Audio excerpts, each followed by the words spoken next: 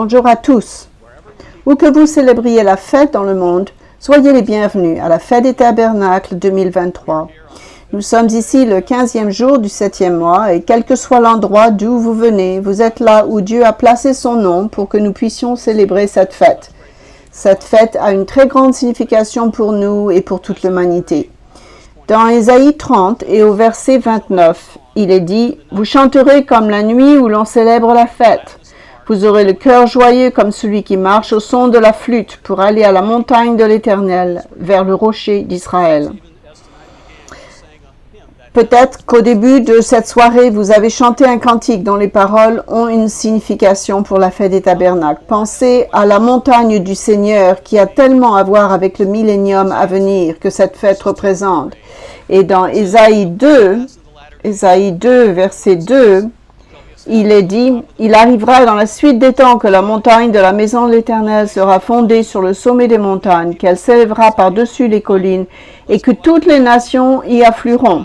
Des peuples s'y rendront en foule et diront « Venez et montons à la montagne de l'Éternel, à la maison du Dieu de Jacob, afin qu'il nous enseigne ses voies et que nous marchions dans ses chantiers. Car de Sion sortira la loi et de Jérusalem la parole de l'Éternel. » Nous sommes en quelque sorte arrivés à la montagne du Seigneur en nous rassemblant ici à cette fête. C'est ici que nous serons instruits de sa voix et c'est ici que nous honorons et reconnaissons Jésus-Christ comme le roi des rois et le Seigneur des seigneurs. C'est grâce à lui que nous sommes ici, que nous avons un avenir, toute la gloire et l'honneur lui reviennent. Comme vous le savez, cette fête représente le règne du Christ sur la terre. Lorsque la loi sortira de Jérusalem, le monde entier apprendra à respecter ses lois en les craignant et en vénérant le Christ, en lui obéissant, tout comme nous apprenons à le faire aujourd'hui. En apprenant et en appliquant sa voix dans leur vie, ils connaîtront la joie, la paix et l'harmonie et tant d'autres bénédictions qui marqueront le règne du Christ. Nous devons apprendre cela en suivant ses voies. Les bénédictions viennent lorsque nous lui obéissons. Aujourd'hui, cependant, nous venons à la fête dans un monde troublé qui s'éloigne de plus en plus de Dieu et de plus en plus par rapport à ce qui était même quelques années. Ce n'est pas un monde de paix, ce n'est pas un monde de joie, c'est un monde troublé et dans le désordre qui ne cessera d'empirer, comme le dit la Bible dans 2 Timothée 3, verset 13. Mais par sa miséricorde, Dieu nous a appelés à sortir de ce monde pour apprendre le seul chemin de la paix, de la joie, de l'harmonie pour l'ensemble de l'humanité. Ce seul chemin passe par Jésus-Christ et par l'apprentissage de la vie selon chaque mot de la vérité claire et nette, qui est inscrit dans chaque mot de cette Bible sainte. Et nous sommes arrivés à l'endroit où il a placé son nom pour ces 7 jours de fête. Et le 8e jour, il est temps de se réjouir, car le Seigneur est roi, et il sauvera le monde de lui-même. Il inaugurera un temps de paix, de joie et d'harmonie pour toute l'humanité. Profitons de ces 8 jours pour nous faire une idée de ce que sera la vie lorsque les soucis et les chaos de ce monde auront disparu et que toute l'humanité vivra selon les normes de Dieu. Dans la perspective du millénium, imaginez que le Christ sera revenu en majesté et qu'il sera le roi des rois. Toutes les nations s'inclineront devant lui. Satan aura été lié. Les prémices, c'est-à-dire vous et moi, si nous continuons à suivre Dieu et à être conduits par son esprit, les prémices auront été révélées et seront nés dans le royaume de Dieu, prêts à servir et à enseigner ce mode de vie à toute l'humanité qui aura survécu. L'épouse du Christ se sera préparée. Elle aura vécu le mode de vie qu'elle enseignera et elle sera un exemple vivant des bienfaits de son mode de vie, tout comme le Christ est un exemple pour nous aujourd'hui. Les prémices ont attendu dans les épreuves et les tribulations et Dieu a envoyé le Christ sur terre pour établir son royaume comme il l'avait promis. Et elle dit, voici notre Dieu, nous l'avons entendu et il nous sauvera. C'est le Seigneur, nous l'avons entendu. Nous nous réjouirons de son salut. Nous avons des raisons de nous réjouir lors de cette fête, comme Dieu l'ordonne dans Deutéronome 16, verset 14. Le Christ a rendu tout cela possible et sous son règne juste un nouveau monde de paix, de joie, d'amour et de beauté dans lequel toute l'humanité pourra réaliser son potentiel. Ce monde s'épanouira. Lorsqu'il se rendait à Jérusalem pour la fête dans les temps anciens, l'Israël antique louait Dieu. Permettez-moi de vous lire le psaume 150, qui est l'un des psaumes qu'il chantait en montant vers la fête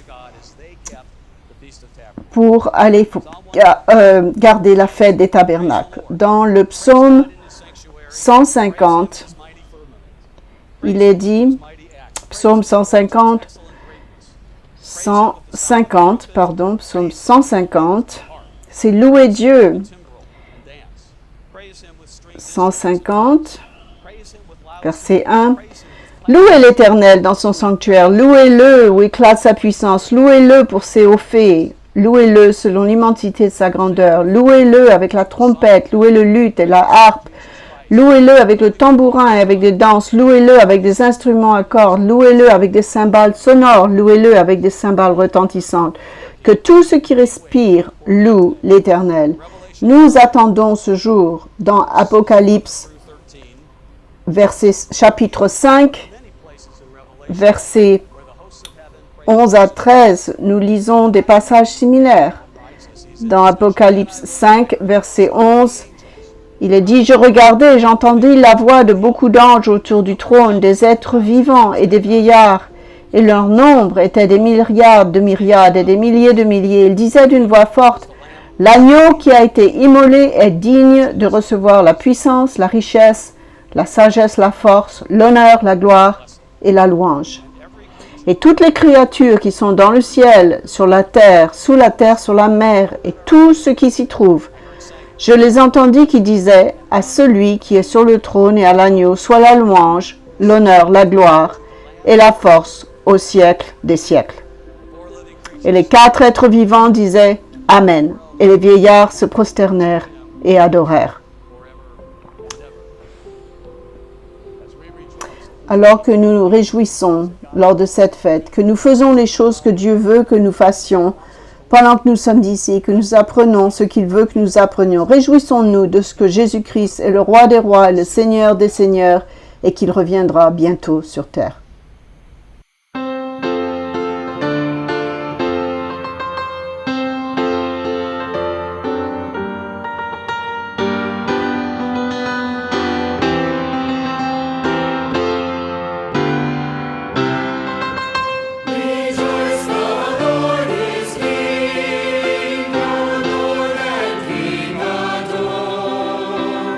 Mortals give thanks and sing and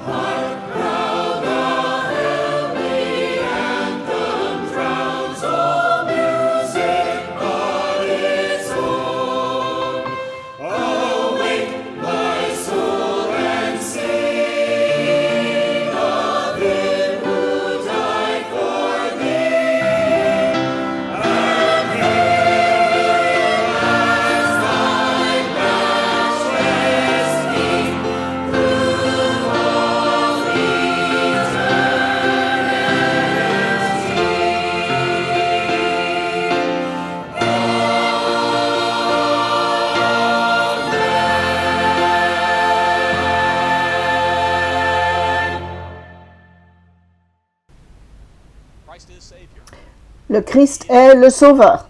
Il est le Roi des rois. Il est notre secours et notre salut. Et il porte bien d'autres noms, comme l'indique Ésaïe 9, versets 6 à 7. Certains de ces noms sont Conseiller, Dieu Tout-Puissant, Père éternel, Prince de la paix. Il y a très peu de périodes dans l'histoire où il y a eu la paix sur la terre. L'histoire de l'humanité est souvent racontée par les guerres qu'elle a menées depuis le début des temps. Même la toute première famille d'Adam et Ève, la paix a été rapidement rompue lorsqu'ils ont rejeté Dieu et choisi leur propre voie. Lorsque Caïn a tué Abel, la tuerie a commencé et s'est poursuivie à travers les âges. Même à des époques où il n'y avait pas de guerre sur la terre, il y a eu de la violence, des effusions de sang, des divisions, des querelles et de l'hostilité. Cela existe entre les nations, entre les tribus et dans les familles. Le fait est que la nature humaine sans l'Esprit de Dieu conduit à des guerres et à des combats, comme le dit Jacques, chapitre 4, verset 1. L'un des paradoxes de l'histoire de l'humanité est qu'alors qu'elle a fait des progrès fantastiques dans les domaines de la science et de la technologie, elle ne parvient pas à instaurer la paix. Nous pouvons envoyer des hommes sur la Lune, nous pouvons nous connecter à tous les habitants de la planète grâce à l'Internet, nous pouvons développer des télescopes qui peuvent nous aider à voir l'univers illimité que Dieu a créé, comme aucune génération avant nous n'a jamais eu l'occasion de le voir. Mais il ne peut pas atteindre la paix. Lorsque Dieu regarde notre terre, et ce qui se passe dans nos familles, dans nos villes et les nations du monde, il n'est pas étonnant qu'ils disent dans Ésaïe 59, versets 7 à 9,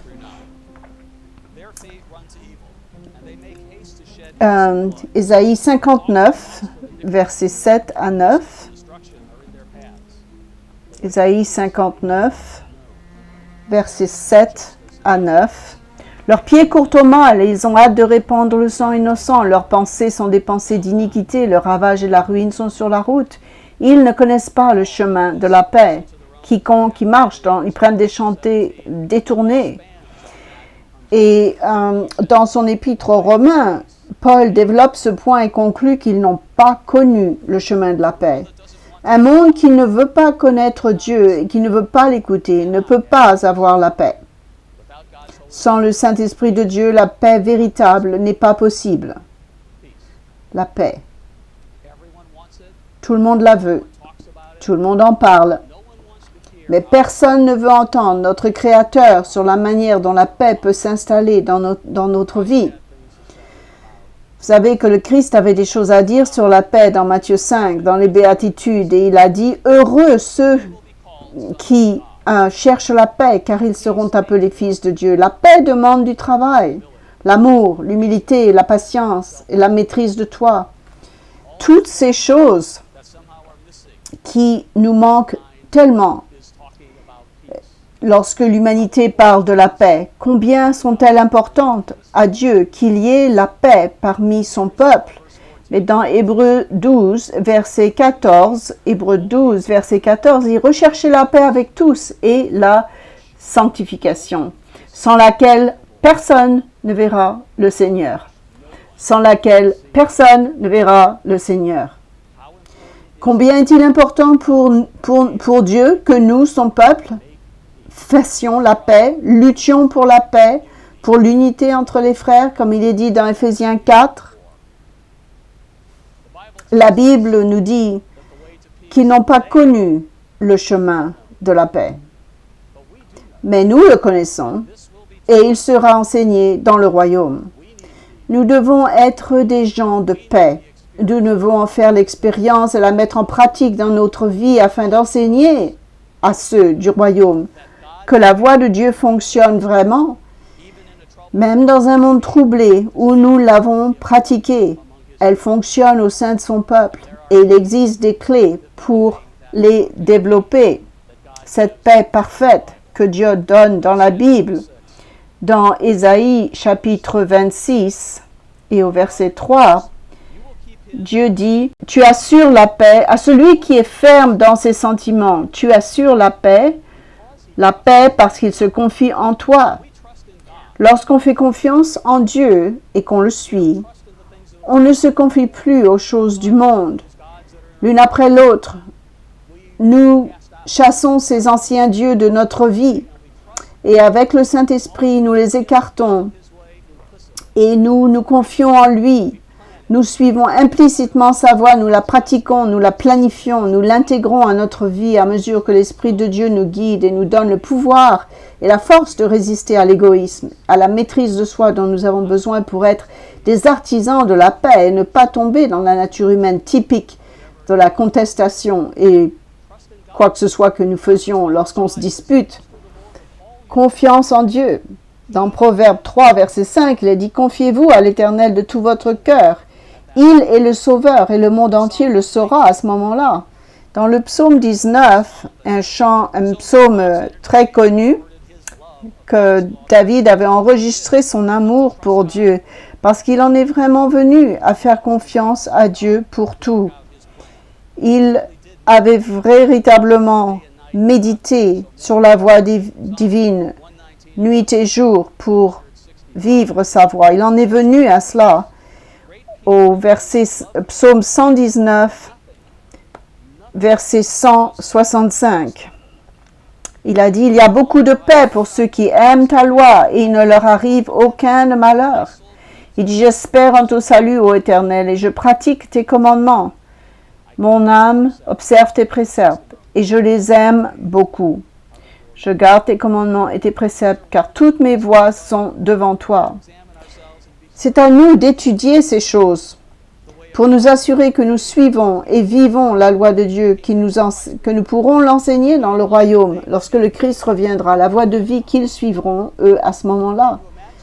Pouvez-vous imaginer que si le monde garderait ne serait-ce qu'un seul des 10 commandements de Dieu, le monde serait bien différent. Vous choisissez le commandement et si le monde respectait parfaitement un seul de ces 10 commandements, nous vivrions dans un monde bien différent. Mais au cours du millénium, les gens l'apprendront, l'appliqueront et développeront l'obéissance à l'ensemble de ces 10 commandements. Dans Ésaïe 48, il y a tellement de passages dans le livre d'Ésaïe qui décrivent ce que le monde sera au retour du Christ. Dans Ésaïe 48, verset 18, au verset 17, d'abord, il dit « Ainsi parle l'Éternel, je suis ton Rédempteur, moi l'Éternel ton Dieu, je t'instruis, etc. Je te conduis dans la voie que tu dois suivre. » Mais au verset 18, il dit « Oh, si tu étais attentif à mes commandements, ton bien-être serait comme un fleuve et ton bonheur comme les flots de la mer. Oh, si seulement tu m'avais écouté. » Lorsque le Christ reviendra, la paix sera comme un fleuve et la justice comme les voies de la mer. Ceux qui garderont ses commandements jouiront d'une grande paix. Il y aura de la beauté physique et des réalisations pendant le règne du Christ, comme c'est le cas sur la terre aujourd'hui. Mais ce ne sera pas un royaume uniquement physique, ce sera un royaume de justice, de paix et de joie dans le Saint-Esprit. Vous pouvez lire ces mots dans Romains 14, verset 17. Romains 14, 17. Le Christ est le prince de la paix, et le monde, sous son règne, sera en paix, une paix parfaite. Cette paix sera si grande que même le règne animal sera en paix, selon les belles paroles d'Ésaïe 11, verset 9. Ésaïe 11, verset 9. Cette paix illumine le monde et produit la joie, le bonheur et aide tout le monde à réaliser le potentiel que Dieu a à l'esprit pour toute l'humanité. Mes frères et sœurs, la paix commence avec nous. Elle commence avec vous et avec moi. En tant que peuple de Dieu, nous devons pratiquer et vivre dans la paix dès maintenant, en faisant preuve d'humilité, en veillant aux besoins des autres, en mettant notre ego et notre orgueil de côté et en laissant Dieu faire son œuvre à travers nous, alors que nous tournons nos regards vers le royaume. Laissons la paix du royaume commencer avec nous et pratiquons-la lors de cette fête et dans notre vie de tous les jours, afin que nous puissions être appelés fils de Dieu.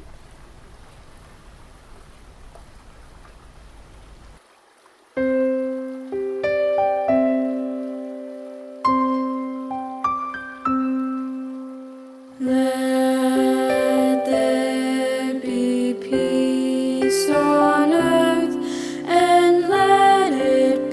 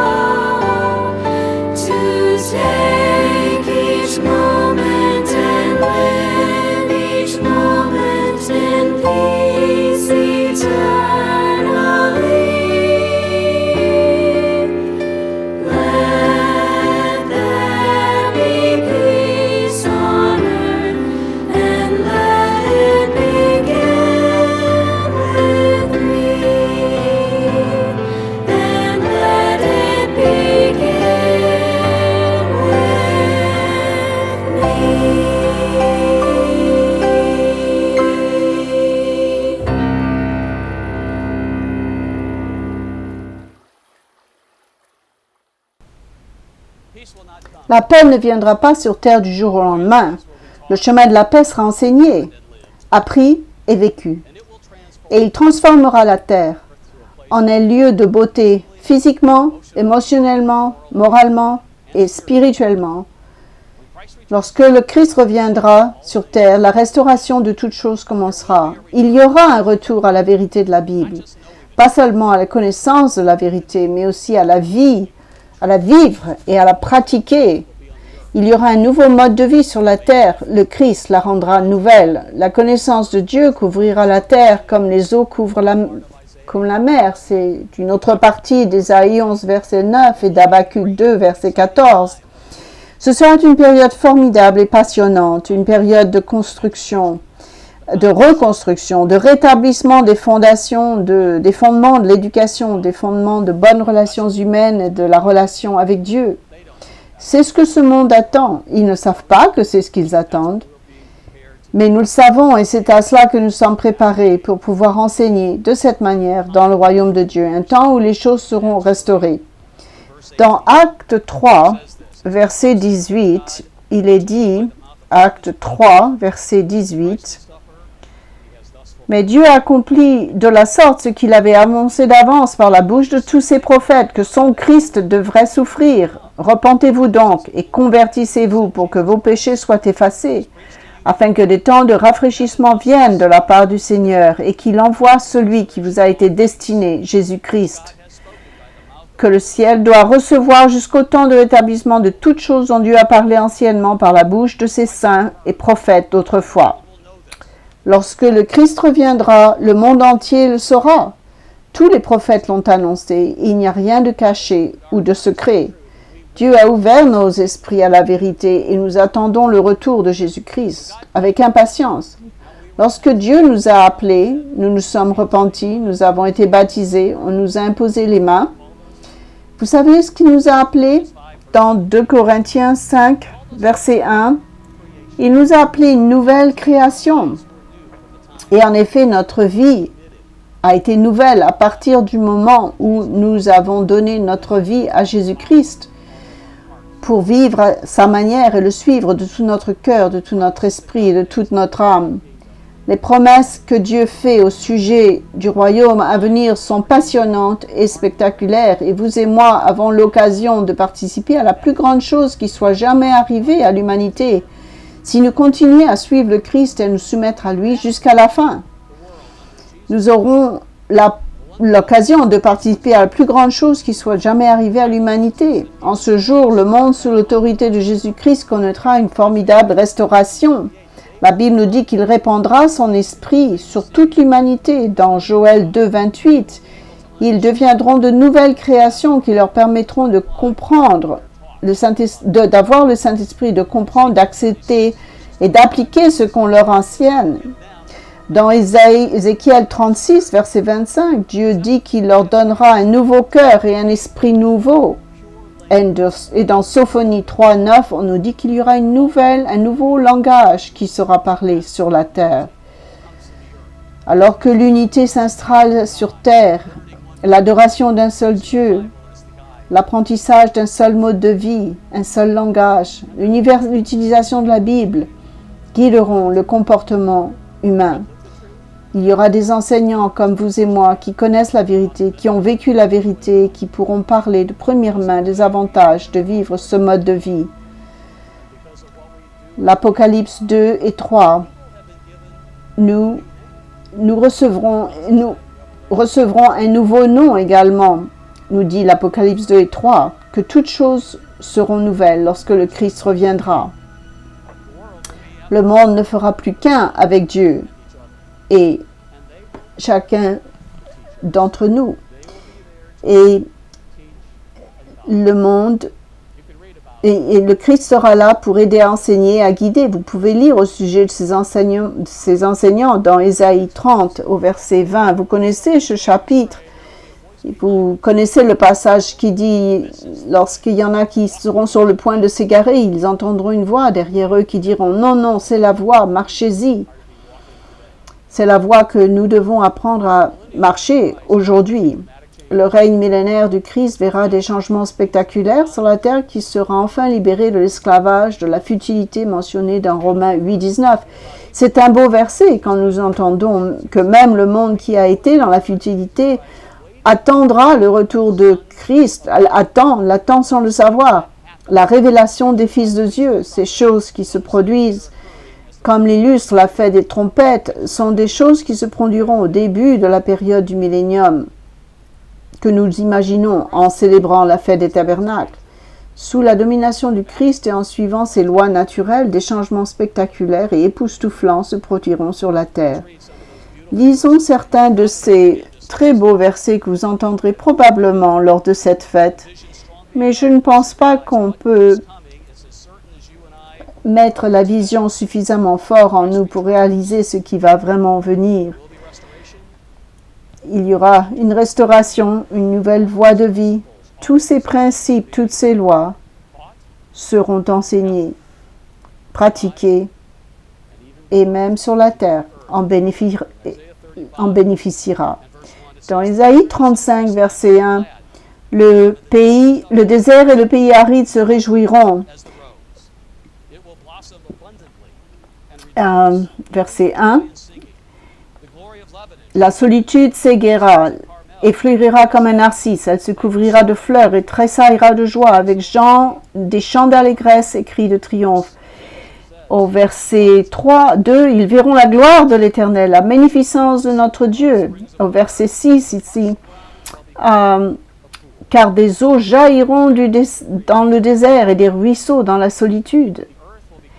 Et le langage du muet éclatera de joie. La terre deviendra comme un jardin d'Éden alors que l'homme apprendra à pratiquer les lois de l'agriculture selon Dieu. Et nous verrons des changements spectaculaires en vivant sa voie. Ce n'est pas juste la terre. Des changements spectaculaires se produiront également au niveau de la santé, du bien-être des gens, comme on le lit au verset 3 d'Ésaïe 35. Il est question de guérison. Et d'y fortifier les mains languissantes et affermir les genoux qui chancellent. Dit à ceux qui ont le cœur trouvé, peut-être ceux qui sont anxieux, qui sont peut-être timides ou qui ont peur, et qu'ils verront qu'ils pourront avoir confiance en Dieu. Et dit à ceux qui ont le cœur troublé, prenez courage, ne craignez point. Voici, au verset 5, s'ouvriront les yeux des aveugles, s'ouvriront les oreilles des sourds. Alors le boiteux sera comme un cerf et la langue du muet éclatera de joie, car des eaux jailliront dans le désert. Il accomplira les promesses qu'il avait faites à l'ancien Israël, lorsqu'aucune de ces maladies ne devait les atteindre s'ils obéissaient à sa voix. Il y aura une guérison spirituelle du peuple également. Dans Ésaïe 61, parle d'une restauration spirituelle. En parlant de Jésus-Christ, il est dit au verset 1, « L'Esprit du Seigneur, l'Éternel, est sur moi, car l'Éternel m'a oint pour porter de bonnes nouvelles aux malheureux. Il m'a envoyé pour guérir ceux qui ont le cœur brisé, pour proclamer aux captifs la liberté et aux prisonniers la délivrance. » Au verset 3, « Pour accorder aux affligés de Sion, pour leur donner un diadème au lieu de la cendre, une huile de joie au lieu du deuil, un vêtement de louange au lieu d'un esprit abattu. » Pourquoi? Afin qu'on les appelle des térépintes de la justice, une plantation de l'Éternel pour servir à sa gloire. À travers le millénium, il y aura la joie, la paix et l'abondance pour tous ceux qui vivront à la manière de Dieu. Ce sera une nouvelle terre vivante et la vie pour toute l'humanité dans le monde entier. Après les 1000 ans de règne du Christ, la deuxième résurrection se produira comme nous l'observons tout le 8e jour, et le reste de l'humanité sera ressuscité et aura l'occasion d'apprendre la voie de Dieu, de se repentir. Le plan de Dieu pour la terre physique et l'homme physique sera alors achevé. L'avenir au-delà de ce jour offre des possibilités illimitées, l'enthousiasme d'apprendre de nouvelles choses que nous ne pouvons même pas imaginer aujourd'hui. Notre Dieu est sans limite, son amour pour nous est sans limite, et il veut partager l'éternité littérale avec nous. Un passage caractéristique de cette époque future se trouve dans 1 Corinthiens 2,9 où il est dit « L'œil n'a point vu, l'oreille n'a point entendu, et les merveilles que Dieu a préparées pour ceux qui l'aiment ne sont point montées au cœur de l'homme. » Mes frères et mes sœurs, faites de cette fête une vraie fête pour le Seigneur. Honorez-le. Donnez-lui la gloire en étant présent à chaque assemblée. Nous sommes ici pour sortir du monde et avoir l'occasion d'expérimenter et de vivre ce que c'est que d'être des personnes du même esprit, du même sentiment, dans la présence de Dieu chaque jour, se réjouissant les uns les autres dans les services et les activités de groupe qui ont été planifiées. Réjouissez-vous lors de la fête et saisissez la vision de ce que la fête représente. Prions tous pour l'avènement du royaume de Dieu et le retour de Jésus-Christ. Dans Apocalypse 21, je vais commencer au verset 4. Dieu, il essuiera toute larme de leurs yeux, la mort ne sera plus. Il n'y aura plus ni deuil, ni cri, ni douleur, car les premières choses ont disparu. Et celui qui était assis sur le trône dit, « Voici, je fais toutes choses nouvelles. » Et il dit, « Écris, car ces paroles sont certaines et véritables. » Et il me dit, alors qu'il le révèle à Jean, « C'est fait, je suis l'alpha et l'oméga, le commencement et la fin. À celui qui a soif, je donnerai de la source de l'eau de vie gratuitement. » Mes frères et mes sœurs, réjouissez-vous lors de la fête et prions pour le moment où le Christ fera toutes choses nouvelles.